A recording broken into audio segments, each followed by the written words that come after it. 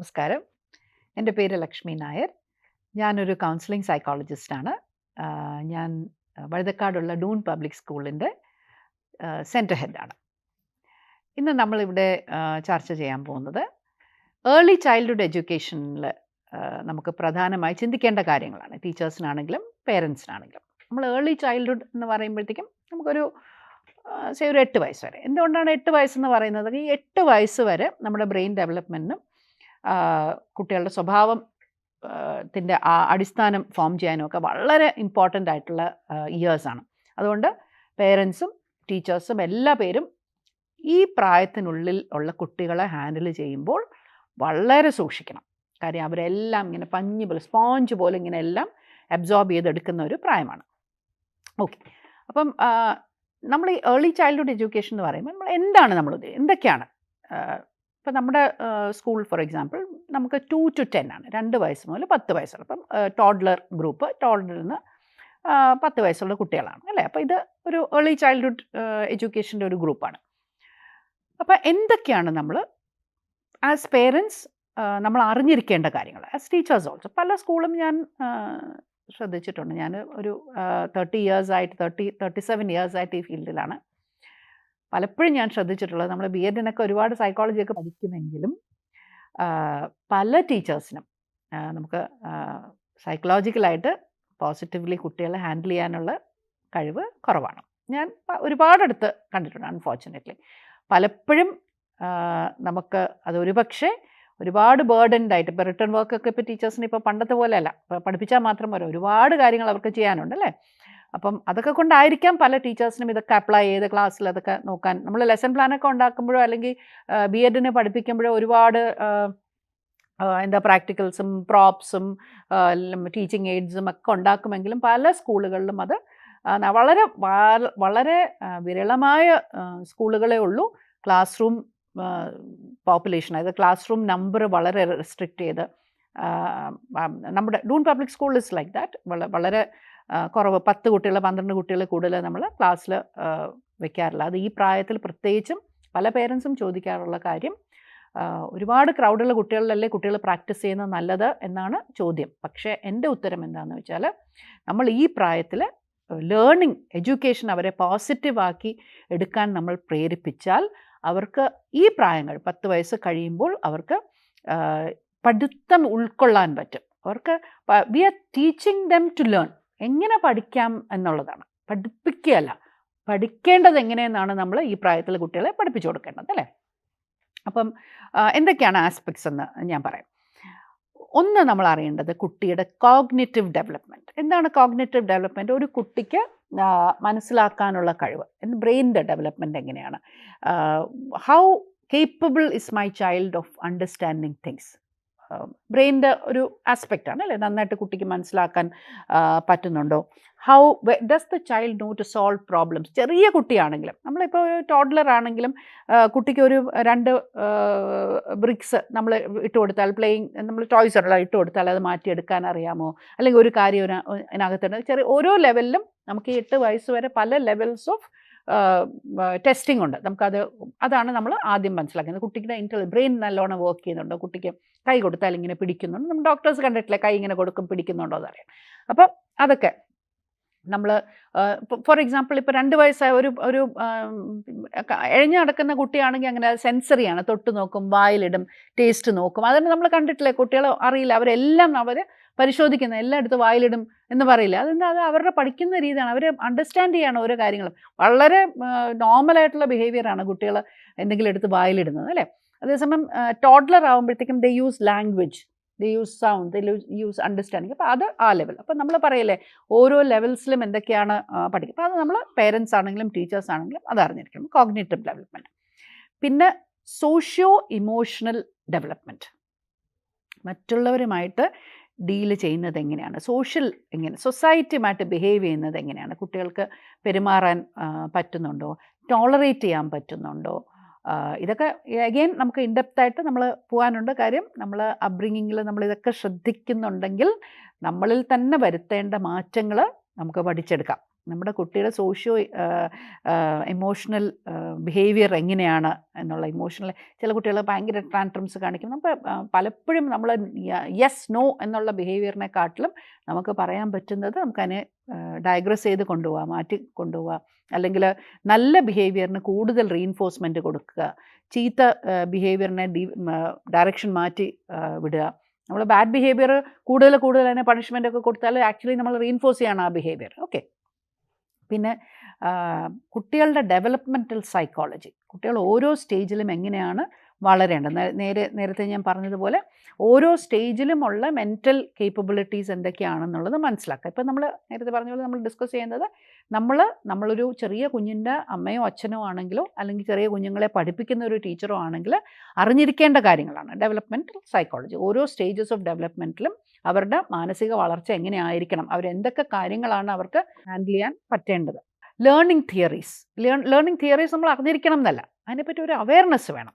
എന്തൊക്കെയാണ് പലതരം learning theories ഉണ്ട്. ബിഹേവിയറിസം ഉണ്ട്. അത് എന്തുകൊണ്ട് ബിഹേവിയറിസം, റിവാർഡ്സ് ആൻഡ് പണിഷ്മെൻറ്റ്സ്, അതൊരു വലിയൊരു ഒരു വിഭാഗമാണ് അല്ലേ. നമ്മൾ കുട്ടികൾക്ക് എന്ത് റിവാർഡ്സ് എങ്ങനെ കൊടുക്കണം, പണിഷ്മെൻ്റ് എങ്ങനെ കൊടുക്കണം, എത്ര പണിഷ്മെൻ്റ് ആവാം, പണിഷ്മെൻറ്റ് വേണോ, ഇതൊക്കെ ചർച്ചാ വിഷയങ്ങളാണ് അല്ലേ. അപ്പം അതിൻ്റെ ഒരു നല്ലൊരു understanding as a parent or as a teacher നമുക്കുണ്ടായിരിക്കണം. പിന്നെ കോഗ്നേറ്റീവ് ഡെവലപ്മെൻറ്റ്, നമ്മൾ നേരത്തെ ഡിസ്കസ് ചെയ്ത കോഗ്നേറ്റീവ് ഡെവലപ്മെൻറ്റ്. കൺസ്ട്രക്റ്റിവിസം, അതായത് അവരുടെ നോളജ് എങ്ങനെയാണ് അവർ ബിൽഡ് ചെയ്തെടുക്കുന്നത്, കൺസ്ട്രക്ട് ചെയ്തെടുക്കുന്നത്. That is one way of early childhood education. അതൊക്കെ പല തിയറീസ് ഉണ്ട്.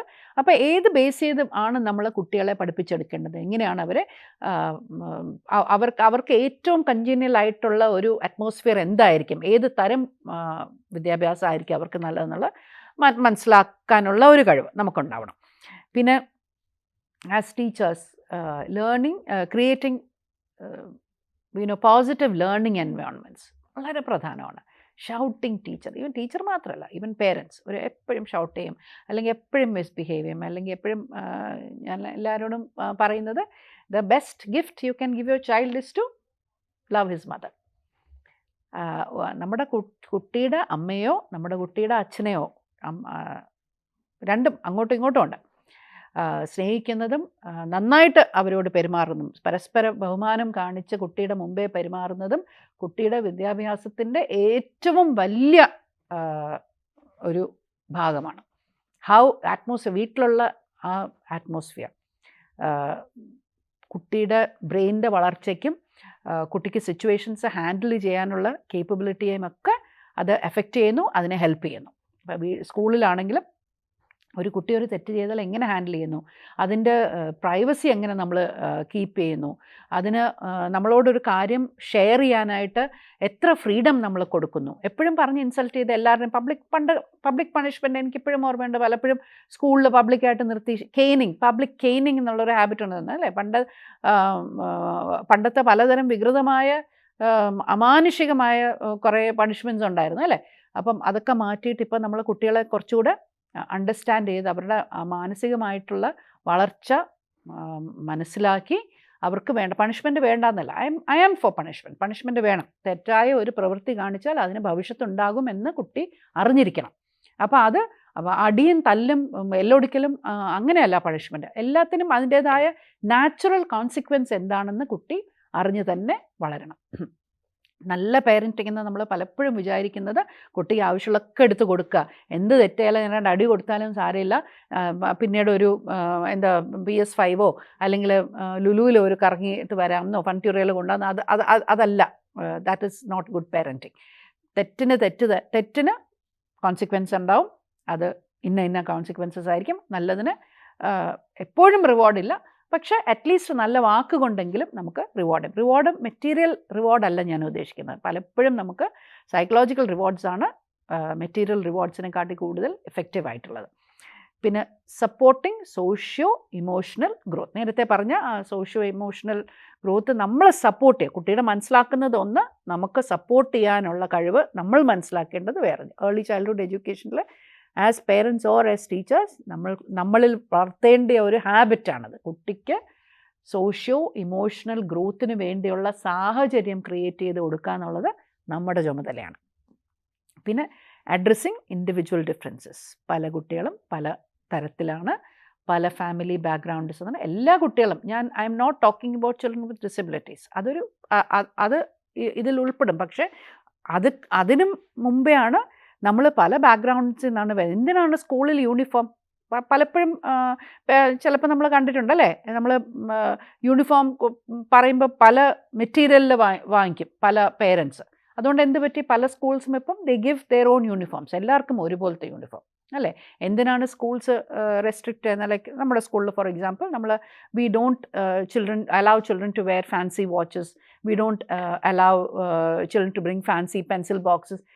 എല്ലാം നോർമലായിട്ടുള്ളത് മതി. സ്റ്റേഷനറി നമ്മളാണ് കൊടുക്കുന്നത്, പല ഫാൻസി സാധനങ്ങൾ അവർ വാങ്ങിച്ചു കൊടുത്തു. എന്തിനാണ്? അപ്പം ഇത് രണ്ട് കാര്യങ്ങളാണ് ഇതിൽ. ഒന്ന്, നമുക്ക് വേറൊരു കുട്ടിയെ നോക്കി അയ്യോ നിൻ്റെ കയ്യിലില്ലേ, അല്ലെങ്കിൽ അയ്യോ ഇത് നിൻ്റെ കയ്യിലാണോ, എന്നിട്ട് വീട്ടിൽ പോയിട്ട് അയ്യോ അച്ഛാ ആ കുട്ടിക്ക് അതുണ്ട് എനിക്കതും വേണം. പല പേരൻസും എന്ത് ചെയ്യുന്നത് വെച്ചാൽ, പ്രത്യേകിച്ച് കുറച്ച് എഡ്യൂക്കേഷൻ പുറകോട്ടുള്ള കുട്ടികളാണെങ്കിൽ മക്കളെ എങ്ങനെയെങ്കിലും നല്ലോണം പഠിപ്പിക്കണം, അവർക്ക് ആവശ്യമുള്ള കാര്യങ്ങളൊക്കെ മേടിച്ചു കൊടുക്കണം എന്നുള്ള ആ ഒരു വ്യഗ്രതയിൽ അവരെല്ലാം കൊണ്ടങ്ങ് മേടിച്ചു കൊടുക്കും. അപ്പം ഈ ഒരു ഒന്ന് ആ ഒരു ഗ്രീഡ് കുട്ടികളിൽ ഡെവലപ്പാകും. രണ്ടാമത്തെ കാര്യം, ഉള്ളത് വെച്ച് കഴിയുക എന്നുള്ളതൊരു ഭയങ്കര വലിയൊരു ഹാബിറ്റാണത്. എനിക്കുള്ളത് വെച്ച് തൃപ്തനാവുക എന്നുള്ളതൊരു ഹാബിറ്റാണ് അല്ലേ.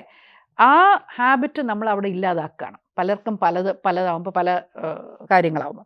പിന്നെ മൂന്നാമത്തതും ഏറ്റവും പ്രധാനപ്പെട്ട കാര്യം, സ്കൂളിൽ വരുന്ന പേർപ്പസ് മറന്നു പോയിട്ട് കുട്ടികളുടെ ശ്രദ്ധ ഇതിലൊക്കെ ആവും. എനിക്കിതുണ്ട്, നീ ഇത് കണ്ടോ, എൻ്റെ ഡ്രസ്സ് കണ്ടോ, എൻ്റെ അച്ഛൻ എനിക്ക് വാങ്ങിച്ചു തന്നു, എൻ്റെ അച്ഛൻ ദുബായിലാണ്, ഇതാണ് കൊണ്ടുവന്നത്, എൻ്റെ ഇങ്ങനെ വന്നു. അപ്പം ഇതെന്താണെന്ന് വെച്ചാൽ ഈ പെൻസിൽ ഉപയോഗിക്കുന്നത് എഴുതാനാണെന്നുള്ളത് മറിച്ച് പെൻസിൽ ഉപയോഗിക്കുന്നത് ഷോ ഓഫ് ചെയ്യാനെന്നുള്ളതായി. ഇറേസർ, പല ഷേപ്പിലുള്ള ഇറേസേഴ്സ്, എൻ്റെ അത് കണ്ടോ, ഇത് കണ്ടോ. അപ്പം ഓരോ പേരൻസിനും അത് ബേർഡനാണ്, കുട്ടികൾക്ക് അതിനെക്കാട്ടിലും ബേർഡനാണ്. Parents are not doing a favour to their children by buying them exclusive things for school.